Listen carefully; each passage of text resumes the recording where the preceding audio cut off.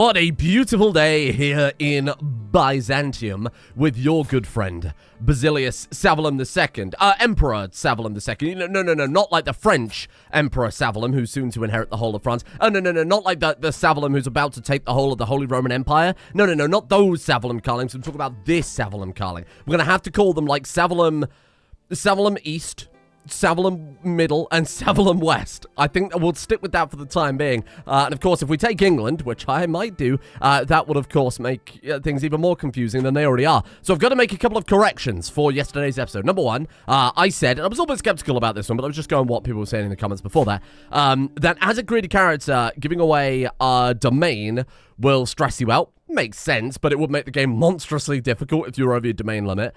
Turns out it's only if you're under your domain limit and you give land away, because your guy wants to hold it for himself. But obviously in this situation, that wouldn't apply. The other thing, oh god, what was the other thing? I had it in my brain and now it's gone. Oh, that was it. Releasing prisoners. So I did go through the prisoners and revoke any claims, make them renounce their claims on anything that was relevant to us. I didn't think upsetting a vassal even further over a 20 minus 20 opinion so that they can't take, I don't know, the county of blah blah blah wherever. That's not relevant, okay? As long as nobody had any claims on Byzantium and no one had any claims on our core lands, that I thought was fine. And now we've done that, all of our vassals actually are big fans of us. Or not big fans of us, but we've gone from like minus 70 with the majority of our vassals. Both removing excommunicated gives plus 50, and of course releasing them from prison gave another plus 20. That means that for the most part now, we're actually fairly beloved. There are a few despots who don't like us here and there. This guy doesn't like us, probably because we hold some land, or you know, there's something else. Oh, he's zealous, he's orthodox. Interesting. Well, of course, we're probably not going to be able to convert that guy. It's very unlikely we could convert that guy. Maybe a fabricate hook eventually or something like that. Yeah, no, this guy's always going to hate us. There's nothing we can do about that one. Exalted amongst men, that's interesting. Gives plus... Oh, no, I'm thinking of piety. Ignore me. Don't listen to my nonsense. What else? How are we looking there? So we've got, like, one king. Oh, that's it. Oh, interesting. So we've only got one king that actually hates us. All the others are just kind of low-tier mayors and dukes, which realistically aren't going to cause us any threat individually. And then, of course, the Ecumenical Patriarch is the only other high-tier vassal that doesn't like us. And I think that's probably fairly obvious, isn't it? So, really, the realm is actually fine. Can we see opinion map mode? Is that in CK3? Sadly not. That would be really useful right now. What if we do, like, improve, like, foreign affairs, improve relations? I have no idea. It doesn't matter. I just want some way to see the opinion map. I'm sure there's a way. It doesn't matter. Point is, we're pretty stable right now. Everything's fine. I think yesterday it looked messier than it actually was. The big problem we've got currently, of course, is my wife is Empress of France here, which means we aren't getting any sort of stewardship bonus, which I've been heavily relying on pretty much all game to allow us to keep all these really good titles. Jerusalem, Alexandria, well, we've got Byzantium, Carthanoli, Rome, and then Cagliari, and of course the province next door, the one with the silver mine in it. So right now we're in a little bit of problem with that, but it's okay. Honestly, things are fine. We can keep going with what will be the imperial borders. Now, what we can do is, if we can find a way to expedite the death of either the lovely Lady of France here. Now, I'm not going to try and assassinate her, because he likes her by plus 69. And I would argue liking your wife by plus 69 is more valuable than them even being soulmates. And she really likes him. Well, maybe she's just particularly terrified of him. Both. She likes him, but she also fears him, which is a very dangerous relationship. And then, of course, if we can find a way to expedite my brother-in-law, Peter the Theologian's death, then it's a Savalum. We claim the whole of the HRE. We've got France coming in to help us, England coming in to help us, and then, of course, between those three, we've got like 200,000 troops. We'd absolutely steamroll them. They've also got 100,000. Are you allied to? Oh, you're also allied to England. Oh, although that alliance won't last if you were to die. So I think we keep going with this. Of course, we can't bribe anyone to get them to join the plot, so this is probably not going to happen, but hopefully we'll just outlive him. What is he? He's 87. The man's probably not long for this world. I think in the meantime, then, we continue going with good old-fashioned Roman borders. I'm actually going to turn my attention to Egypt a little bit, because Cairo, the Nile Delta, all the way down through the Nile, all of this is, like, really good land, and then I think I'll probably come and grab, like, Aleppo. We'll kind of grab some of the more further-reaching parts of the Middle East here before the Abbasids grab them. Might also grab Georgia as well. Might be a terrible idea. Abkhazia. Yeah, I mean, we could grab all this. Crimea is traditionally Byzantine as well. You can see she's Greek Catholic. She might even just accept a vassalage eventually if we can bribe her over. If we get a hard border with her, maybe grab Moldavia or something like that. Either way, this is like kind of long-term plans. Let's focus on grabbing some of this stuff down here, really kind of securing our power base. On the subject of that, then, of course, we are focusing on Organizer right now. And in fact, we got a perk available so that we can try and get Overseer as soon as possible. Oh, that's pretty good. Increase counter control, but plus 20%. Enemy occupations do not lower control. Ooh, that could be really good for preventing things like we've got going on. I think we've already solved it in Byzantium, but of course that dropped when that was occupied in the last war. Or our tax is so low. 40% during... I know. I'll solve it. Okay, we'll solve it soon. I could give away, like, Orbitello. Oh, I could give away Orbitello. I don't think... It's not one of those kind of key provinces. It was just to help consolidate our power base in Rome a little bit. Now, this guy's not massively pious. In fact, he's been excommunicated longer than he hasn't been. I'm going to revoke this. It's going to upset the Pope. It's going to upset him. And I'm going to grant this out to somebody just so that we're not so far above our domain limit. Again, this guy's greedy, but he's also paranoid. So let's not give it to any ruler, but let's give it to someone who can bring in a lot of tax. More tax for them is, of course, more tax for us. There you are, my friend. Enjoy. Okay, with a name like Pantolian, too. I mean, he's very trustworthy. That will probably bring us in more tax overall. Shit, we should probably spend some money. I've just noticed we're sat on 42,000 gold there. Very nice. But sorry, my screen keeps flickering, and it's very distracting. I'm not sure what's causing it. Maybe just the cable's come a little loose. But I'm not going to stop mid-recording to solve that. You won't be able to see it, but it's very distracting to me personally. Anything that will help with cavalry, of course, we're going to focus on upgrading. I'm going to keep the upgrade specific to either. And I think this character, we've got a little more justification. We've got, like, big tax buildings. Anything that helps out with his troops, I think he would be his main focus, with a secondary focus on, of course, bringing in big amounts of wealth. And I think I'm all right with that. Yeah, of course, we'll just keep going with all the cavalry, given that we've got the... those hordes kicking around. This one gives more tax, and it does give monthly lifestyle experience, so we'll go ahead and upgrade that one too. What have you got for me? Another stables. Oh, we're going to have to change the UI size again to one lower level. You know what? Let's just go with a trade port for the time being. And then I think we'll just slap down... Just keep going with the stables, eh? This is working pretty bloody well, so I'm not going to complain about it. And I mean, we're probably going to need the strongest horsemen possible for when we eventually turn our attention to the Holy Roman Empire. What have they got in terms of troop count then? They've got... I don't even know what that is. Zabrojnosh? I'm not entirely sure. That's very good. That's very nice of you. Light horsemen, pikemen, armored footmen, armored horsemen, trebuchets, bombard. That's what I'm talking about. The AI isn't very efficient at building, like, good armies with a lot of varied counter and stuff like that. They generally just build like shit. Like, why would you have trebuchets and bombards at the same time when he's out on 18,000 gold? The man's not thinking about that. So it should be a pretty easy war, even though we do have a kind of comical army right now, I will admit. Can we not station you anywhere? Oh, shit. Right, 9 out of 9. We've only got 8 domain. Oh, no, we've got 9 domain. Where have we not stationed? Oh, we can upgrade them 2 more. Oh, ha, ha, ha. Alexandria, there you go. Okay, well, here I go spending money again. Oh, it's a necessary evil. It's not even evil. It's just making sure that this realm is going to be unstoppable. I kind of like having nothing but horsemen with Byzantium as well, given that they're kind of famous for cataphracts, big armored horsemen. This makes sense. It's kind of a nice middle ground between our original culture, bringing those traditions over, and then also unifying with the Byzantine army. Speaking of which, yeah, let's turn our attention down here. Let's get to work. So temporarily, we are going to have to go siege de jure lands. I've got to be very careful about... Ooh, what have we got? Central Sardinia, Latium. How am I now over duchy size? Have I been over duchy size for a long time and I've only just noticed? Amazing. I gave Alexandria a raid, didn't I? The Duchy of? Did I not give him the duchy? I just gave him all the counties there. Oh, I did. That's pretty classic, isn't it? Here. You can have it, then. You can have it. The King of Egypt can have it. He's going to be upset that we control Alexandria proper, but he's just going to have to suck that up, because I'm not giving that away. That's my title. There you go. That'll please our vassals even further. That should keep them even happier than they already were. Look at this. I mean, everybody's basically in positive opinion besides, what, like 6, 7, 8 men? Like, barely anything to worry about, as far as I'm concerned. Yeah, we're going to have to do, oh, this will give us the pyramids. I forgot about that. We'll have to keep going with just regular de jure claims for now, because, let's pull that back. Because we haven't got any piety. And if I want to do that holy war for whatever his biggest kingdom is over here, wherever this is, I don't know what it's called at this point in time, to hurt, there you go. We want to grab all of this. And we can do that in one war. We're just going to have to save it, what, the 400 piety or whatever that is. So that's pretty easy going. Hello. Oh, look, they've got 23,000 men, and I've only got a measly 8,000. Surely I wouldn't drive headfirst into that. Humble. Oh, okay. My granddaughter... Oh, Jesus. My granddaughter, Clotilda, and her little friend Eleonora have taken a copy of the scriptures. They seem to have developed a deep respect for the works of the Catholic faith. Be satisfied with what you already know and you'll be happy.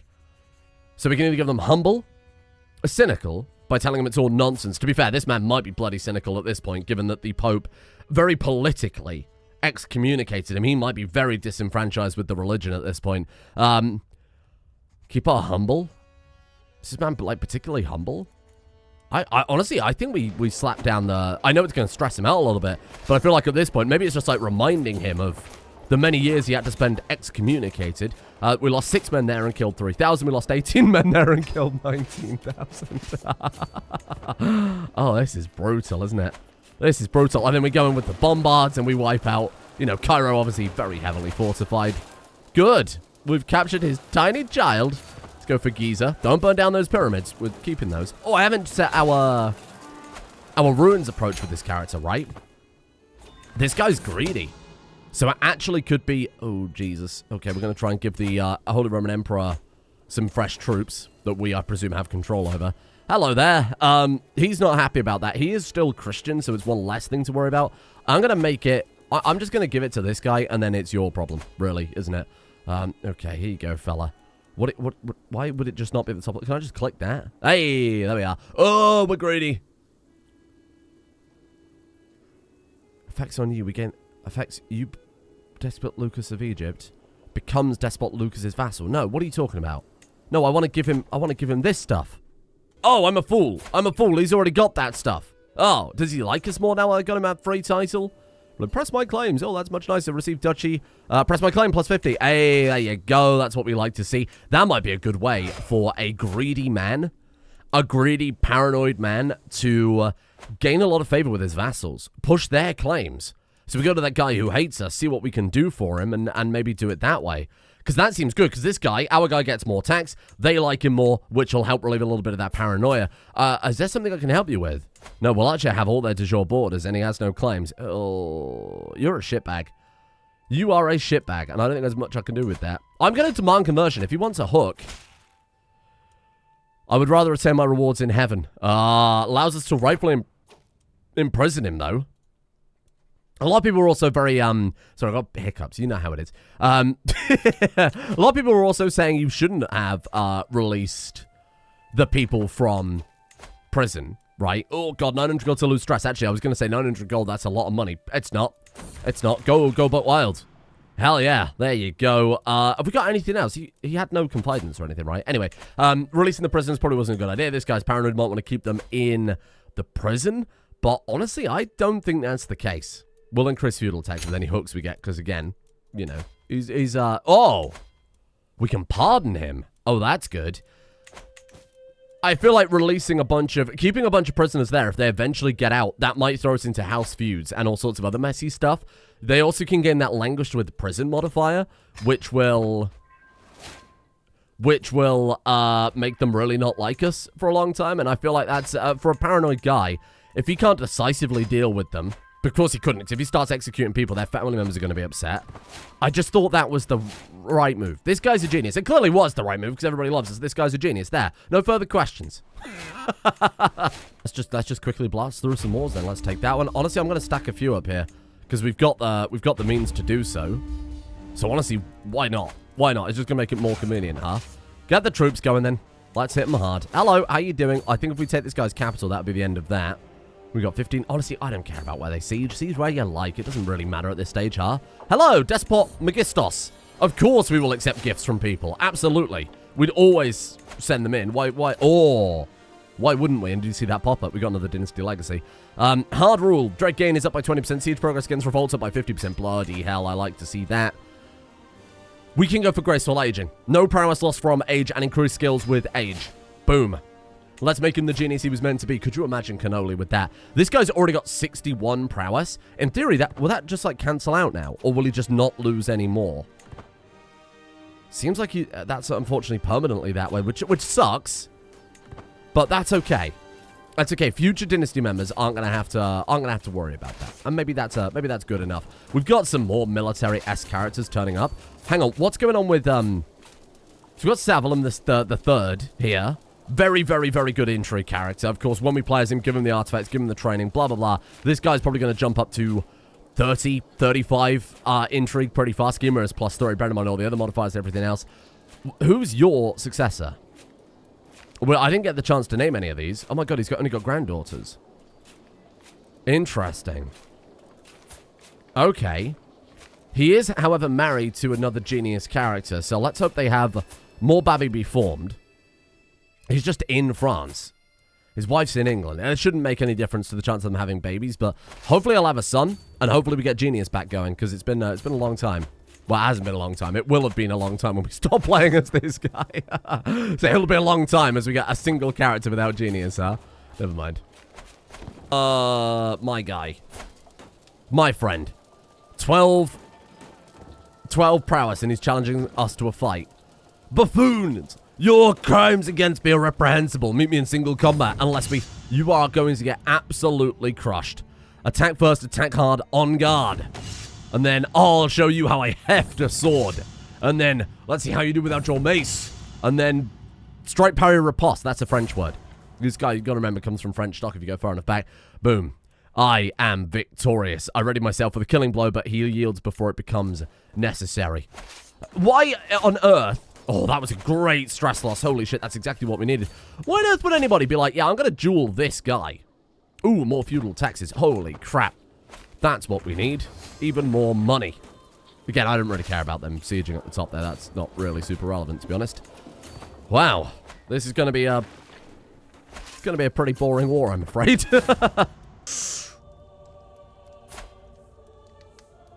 She died from a seizure. Oh my god, she became incapable. My dear Elizabeth, I might not have loved you, yet I feel you're passing more acutely than ever I thought possible. You were always there, my constant companion. Did I take you for granted? There are so many things left unsaid. As soon as we lose a bit of stress, we gain some more, eh? And now, Emperor Savalum of Francia takes to the throne. They must be so confused. Ah, this is so good. Of course... He's our heir and successor, so we die, we inherit all of France and all of this stuff we've got. It's very nice. And then, of course, same story, really, over in the HRE. This guy dies, this guy takes the throne, we claim that, we crush them thoroughly. The only problem is they are allied with England, and I'm not sure who they would join in a war faster. Us being house head, we might get some, like, extra sway in that department. I'm not sure. We'll find out. Why'd you have to go all the way around? Just crawl over the river, stupid. After my army sets up camp, I hear a commotion coming from my Heterari's lodgings. Investigating the disturbance, I find Judice Pantolian and Judice Erlenbold in the middle of a heated argument. Deliver a speech about unity to the crowd. Oh my god, he actually managed to do it. Wow, I'm kind of surprised. 5% chance to kill Emperor Peter. No. We're not going to take that gamble. We're not going to take that gamble at all. We might even, to be honest, want to cancel the plot, because the last thing we want to do is potentially get this guy on our back. We've got a lot of internal pressure. We don't need external pressure as well. Let's go kill some troops then.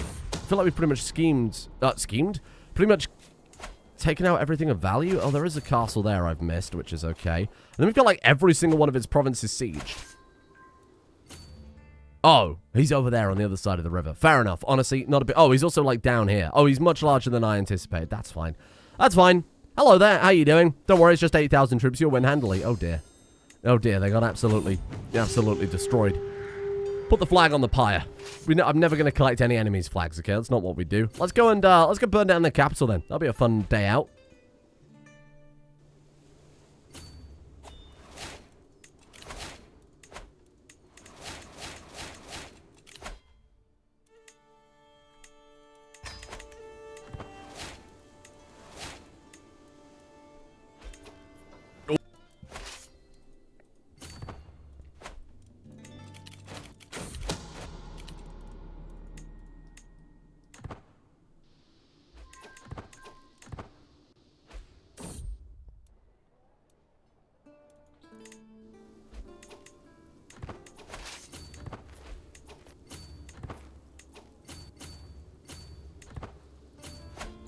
Got him. Oh, I think I should have probably rebooted when my monitor was going strange because everything just crashed. What have I been talking about? I have no idea. I have no idea what the last thing we talked about. Have we started the wedding ceremony back in time? I'll find out when I edit it, I suppose. It always feels amazing when you've been planning something for so long and spent so much money on it. That's right, he is marrying, again, just in case this wasn't in the video, Baguette Karling, his niece, in a grand marriage. He is a hideous beast of a man. Good lord, I can't wait. I bet she probably can, though. Although she looks pretty happy. What does she think? Your opinion of her? Oh, you know what? It's not that bad. Same dynasty, close bonds, uncle. Oh, he's handsome. Is he handsome? Oh, he is handsome. Oh, well, fair enough then. This isn't so bad. She's 20, he's 54. That's not the worst age gap we've had either. Bearing in mind, our age gap got to triple digits at one point. Could it be you that I've been waiting for? Oh. You complete your seducing intent. She becomes your soulmate. What? That just happened instantly.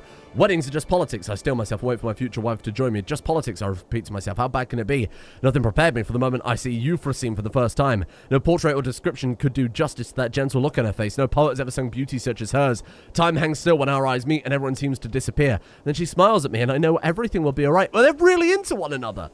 Oh, I don't feel nearly as guilty now. Oh, at first sight. That's so lovely. Oh. I pity you, acquaintance, Sultan Imamadine tells me.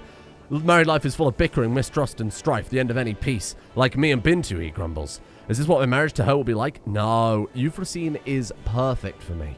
54% chance he becomes a confident groom. You fear she will not suit you. Oh, that guy's putting shit in his head. He's paranoid. Oh, God, he's been fed a bunch of lies. Just believe in love. Believe in love with your niece. My head throbs with the noise of clattering furniture, and my sister Beatrix takes my arm and steers me into the next room. The sound of preparations die away. We speak of small things. Times pass. People we know. Not a word about the wedding, and then we run out of words and fall silent. Look at that. We become confident groom instead of getting wedding jitters. Oh, it's... Is she the mother of the... Empress Mother Beatrix? Sorry, I cannot keep track of this family. So this is also her niece's marriage as well, right? Because it's Turkish delights. Oh, I can't keep track of it. It doesn't matter. Yes, enjoy a quiet moment together. That's nice. That's really nice. And he became confident because his sister said some nice things. Who was that ogre? Hello. The preparations and rituals of the wedding ceremony are many. In a lull in between them, I hear some snickering and scoffing coming from a group of Euphrosyne's relatives. What do you mean, Euphrosyne's relatives? Of course I know him. He's me. When I see that they got my attention, Duchess Irene starts addressing me directly. It is outrageous that we're letting poor Euphrosyne marry such a despicable character as you. Beat her. Is that a challenge? You lose stress because you're paranoid. We're gonna threaten her. Oh no! No! What? What a load of shit! Because he became lovers with his wife before they were fully married. Oh no. He's now considered a fornicator. So, you know, I'm going to headcanon this is as they slipped away from the wedding preparations to slip it away, if you know what I'm saying. Because there's no other Oh, I lost a level of devotion. Now kind of my fucking holy war so fast. You dog shit game. Oh, my lord. I just can't win. It was a nice moment for this beast of a man, this horrible monster, this piece of shit of a man, and you go and ruin it with something arbitrary like that. Oh, you're a fornicator now? Come on, because he had sex with his wife? This Catholic Church, I'm telling you, they keep raising the bar more and more. No sex before marriage, no sex after marriage, sex only in heaven. Fuck you, Pope. Oh, I'm going to kill him. I'm changing my mind. It's going to be fine. Relax. Relax. Everybody's fine. Confident groom, remember. A little bit too confident, apparently. A load of shit. Good lord. Who's this woman? Oh, clearly she's a relative. I mean, look at her. Oh, it's his daughter. Who's this woman? It's a real pain in the ass playing a character. Playing a grandson. Because, of course, we didn't get to name this kid's daughters when we were playing as Cannoli. Because they were his granddaughters. They were too far away to be named, so I can't keep track of who they are now. If they were called Turkish Delight or Baklava, I'd be understanding. But she's called Boulangerie of the business. Like, what the hell does that even mean? Stop this nonsense now. What's she doing? I have something to say. Boulangere's familiar voice booms from inside the crowd. Is this the very best you could replace my mother with? Stop this nonsense now. She hates him because he remarried. Oh, dear. I know, darling, it's hard for all of us. Oh, dear. Dynasty Karling gains 300 renown. She gains high opinion of you. Euphrosyne Karling respects us. And we share our spouse's values. Oh, my God. Oh, my God. She appreciates, like, oh, you've only recently lost your wife and this is going to be a difficult transition with all your children. That's amazing. These two are perfectly suited. Maybe a little bit too perfectly suited. Fucking fornicator trait, I'm telling you, I'm livid. I don't, I'm afraid. No, of course. He would say, I do. We gain 300 renown. Oh, we should be having grand weddings non-stop. Why would I ever marry anybody not through a grand wedding at this point? And enjoy. Let's all tuck in. I think you've tucked in enough already, my friend. I know that I should be spending time with my wife. Again, probably already nailed that, literally. And her family. I just can't tear myself away from my friend Bogdan. What a joy it is to have Bogdan here. Who the hell's Bogdan? Is that the Pope? No, he's a suffragan bishop of Kaiserslautern. What a joy it is to have Bogdan here. Became best friends with him. That's a great name to say, isn't it? Really rolls off the tongue. Everyone is in good spirits. A group of children is hypnotized by the jugglers. On my right, a poet declaims the latest competition to the adoring crowd. It all looks amazing until Archon Niphon trips, knocking a torch from a neighbor's hand and sets his own clothes aflame. We can either say, I must do something, and we save him from the fire because it's a prowess challenge. We pick him up, and we chuck him in the nearest river. It's probably 4 miles away, but if anybody could do it, this man with 70 prowess could. Water! Bring water! Or we say, burn! Or everyone for themselves, obviously, I must do something, and we will, of course, save him immediately. He has some interesting opinions. He makes the very best jokes, and we seem to have much in common. Whenever I recount an anecdote, he listens attentively. Oh, I really enjoyed Konstantinos' company, or, no need to get any closer, we're paranoid. No, thank you. Oh, what happened to my mother? Why was she beaten? Who beat my mother? Not my mother, like my sister. Sorry, the family tree is terribly confusing. She's someone's mother. She's an empress mother, but she's not the emperor's mother. But there are a lot of emperors called Savalum, so it's terribly confusing. In fact, her son is Emperor Savalum. Different, it's a mess. Exit the conversation. No, you're big friends. You're big friends. Grin and bear it. Yes, you listen to every last word, or that's very interesting. You managed to seem genuinely fascinated. That's great. Intrigue increases intrigue. And now, you're something special, Savalum, Despot Grigna tells me. Prince Bogos and Curadora Patriziu nod their heads in agreement. Everyone seated close to me gains 10 opinion of me. Ah, this has worked out really well. This has been such a great way to not stress down by leaning into that more greedy aspect. I like it. You could argue a greedy man probably wouldn't spend so much money on this pomp and circumstance, but I don't know. You could argue that is being greedy in a way. Fine sculptures, exotic tapestries, strange foreign flower arrangements, and more festoon the banquet hall. A veritable feast. Near my seat, both Ecumenical Patriarch Geoffrey and Queen Rakik share their opinion on the decorations. I'm so glad to see the correct amount of effort on display last, Geoffrey. I can't stand when a host half-assed something this important. Frankly, I find it a little exhausting, Mons Rakik. Nope. I picked many of the decorations myself, Geoffrey. Friends with the Ecumenical Patriarch would be good. Ooh, we gain 1 learning because of graceful aging. Ah, Geoffrey again. I picked many of the dishes personally, Geoffrey. You know what we've got to do? We've got to track down that motherfucker who stole my pie recipe. So we should do it. Ah, the procession of guests leads us to our bedchamber. For the legitimacy of the wedding depends on it being consummated, does it just? Our guests are like, please, just go into the bedroom. For God's sake, get off the table. It's time. And now, we're not going to be friends with this guy. Sorry, goodbye. We're paranoid. The fire in the grate has started to welter, and I stare at the flames in silence. The light, its warmth. Its warmth. Basilissa Euphrosyne is searching for something in a wooden chest, and I take my eyes off the flames to look at her.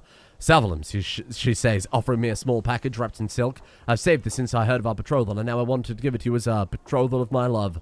You are my greatest gift.